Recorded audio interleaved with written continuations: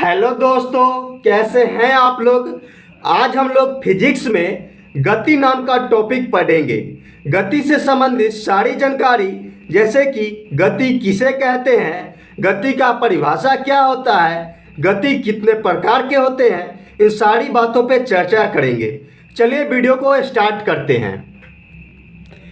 गति को अंग्रेजी में मोशन कहा जाता है। गति को अच्छे से समझने के लिए हमें सबसे पहले विराम अवस्था को पढ़ना चाहिए। चलिए हम लोग विराम अवस्था को समझते हैं, उसके बाद समझेंगे कि गतिशील अवस्था क्या होता है। विराम अवस्था, यदि किसी वस्तु की स्थिति समय के सापेक्ष अपरिवर्तित है तो वह वस्तु विराम अवस्था में कहलाती है। यदि किसी वस्तु की स्थिति समय के सापेक्ष अपरिवर्तित है तो वह वस्तु विराम अवस्था में कहलाती है। चलिए हम आपको एग्जाम्पल लेकर समझाते हैं, जिससे कि आपका सारा डाउट्स क्लियर हो जाएगा। आप लोग एग्जाम्पल को अच्छे से समझिएगा। उम्मीद है एग्जाम्पल आपको समझ में आ जाएगा। अगर एग्जाम्पल आप अच्छे से समझते हैं तो आपका इसका परिभाषा कभी आपको रटना नहीं पड़ेगा कि विराम अवस्था का परिभाषा क्या होता है और गतिशील अवस्था का परिभाषा क्या होता है। एग्जाम्पल को आप अच्छे से समझिएगा। जैसे ये कोई कार है, ये कार यहाँ पे रुकी हुई है। जब मैंने सुबह में घड़ी देखा तो सुबह का घड़ी में 6 बज रहा था। घड़ी में 6 बज रहा था और गाड़ी यहाँ पे रुकी हुई थी, कार यहाँ पे रुकी हुई थी।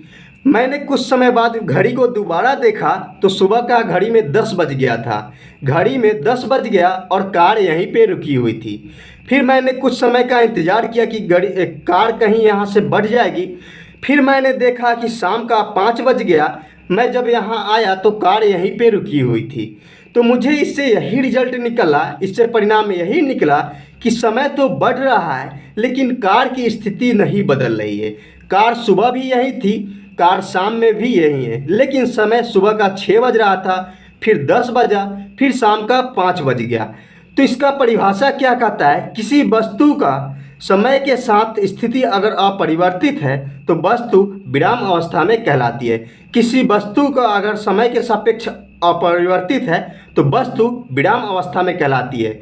तो देखिए यहाँ पे समय तो बढ़ रहा था लेकिन कार की स्थिति नहीं बदली, समय के साथ यहाँ पे अपरिवर्तित है। कार की स्थिति यहाँ पे समय के साथ अपरिवर्तित है। तो इसका परिभाषा भी तो यही कहता था। देखिए, यदि किसी वस्तु की स्थिति समय के सापेक्ष अपरिवर्तित है तो वह वस्तु विराम अवस्था में कहलाएगी। तो कार तो सुबह भी वही थी, शाम में भी वही है, लेकिन घड़ी का समय तो बढ़ रहा है, तो विराम अवस्था इसी को कहते हैं। उम्मीद है आप लोग को विराम अवस्था समझ में आया होगा। चलिए बात करते आगे, गतिशील अवस्था क्या होता है, गति क्या होता है।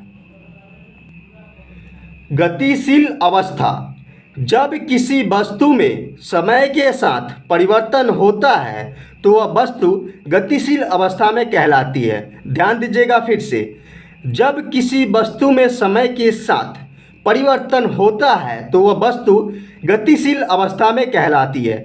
विराम अवस्था क्या था कि समय के साथ अपरिवर्तित रहता था, लेकिन गतिशील अवस्था की बात करें तो जब किसी वस्तु में समय के साथ परिवर्तन होता है तो वह वस्तु गतिशील अवस्था में कहलाती है। अपना पोजीशन चेंज कर लेता है समय के साथ तो वस्तु गतिशील अवस्था में कहलाती है। चलिए हम आपका एग्जाम्पल लेकर इसको समझाते हैं। देखिए ये कार है, ये यहाँ सड़क पे कार अभी रुकी हुई थी। सुबह का मैंने जब घड़ी देखा तो सुबह का 6 बज रहा था घड़ी में। फिर मैंने कुछ समय बाद जब घड़ी को दोबारा देखा तो सुबह का 10 बज गया और कार यहाँ से चलकर यहाँ आ गई। कार यहाँ से चलकर यहाँ आ गई और सुबह का 10 बज रहा था। तो समय के साथ कार की स्थिति यहाँ बदल रही है। सुबह 6 बजे कार यहाँ थी, सुबह के 10 बजे कार यहाँ पे है। समय के साथ कार की स्थिति बदल गई। तो आपको यहाँ से यही समझ में आया कि अगर किसी वस्तु का स्थिति समय के साथ अगर परिवर्तित होता है तो वस्तु गतिशील अवस्था में कहलाती है। देखिए आप लोग समझिएगा, सुबह का 6 बज रहा था जब गाड़ी यहाँ पे थी। जब मैंने सुबह का घड़ी फिर 10 बजे देखा तो कार यहाँ पे पहुँच गई।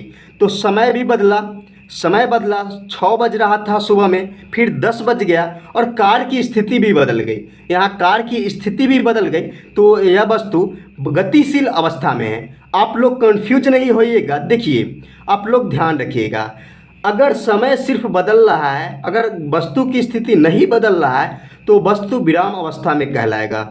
अगर समय भी बदल रहा है और वस्तु की स्थिति भी बदल रहा है समय के साथ तो वस्तु गतिशील अवस्था में कहलाएगी। उम्मीद है आप लोग को विराम अवस्था का एग्जाम्पल समझ में आया होगा और गतिशील अवस्था समझ में आया होगा कि गतिशील अवस्था क्या होता है, गति किसे कहते हैं।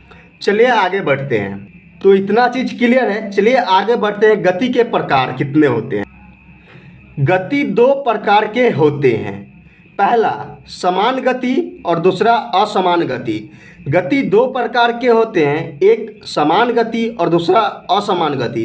अब बात करते हैं समान गति किसे कहते हैं और असमान गति किसे कहते हैं। समान गति, समान समय में समान दूरी तय हो तो उसे समान गति कहते हैं।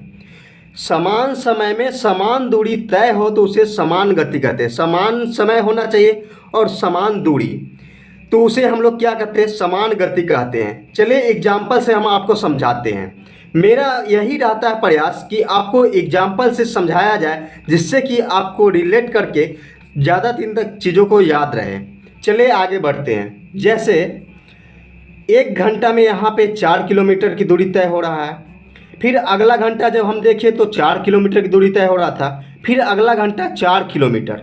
यहाँ समय भी समान है, 1 घंटा, यहाँ भी 1 घंटा, 1 घंटा 1 घंटा, समय समान है और दूरी भी यहाँ समान तय हो रहा है। 4 किलोमीटर पहले 1 घंटा में हो रहा था, फिर दूसरे 1 घंटा में 4 किलोमीटर की दूरी तय हो रहा है, फिर अगले 1 घंटा में भी 4 किलोमीटर की दूरी तय हो रहा है। तो यहाँ से यही समझ में आया, समान समय में समान दूरी तय हो रहा है। यहाँ 1 घंटा में भी 4 किलोमीटर, अगला 1 घंटा में फिर 4 किलोमीटर, फिर अगला 1 घंटा में 4 किलोमीटर। तो समान समय में समान दूरी तय हो तो उसे समान गति कहते हैं। चलिए आगे बढ़ते हैं, असमान गति को देखते हैं। असमान गति, समान समय में असमान दूरी तय हो तो उसे असमान गति कहते हैं। समान समय में असमान दूरी तय हो तो उसे असमान गति कहते हैं। जैसे देखिए, पहला 1 घंटा में 4 किलोमीटर की दूरी यहाँ पे तय हो रहा है, अगला 1 घंटा में 7 किलोमीटर और अगला 1 घंटा में फिर 12 किलोमीटर। तो हर घंटा यहाँ पे 1 घंटा में ही यहाँ 4 किलोमीटर दूरी तय हो रहा था, यहाँ 1 घंटा में 7 किलोमीटर और यहाँ 1 घंटा में 12 किलोमीटर। समान समय तो है यहाँ पे, लेकिन दूरी असमान हो रहा है। समान समय है, यहाँ 1 घंटा, यहाँ 1 घंटा, यहाँ 1 घंटा, समय तो समान है लेकिन दूरी असमान है। तो इसे हम लोग क्या कहते हैं? असमान गति कहते हैं। समान समय में असमान दूरी तय हो तो उसे असमान गति कहते हैं।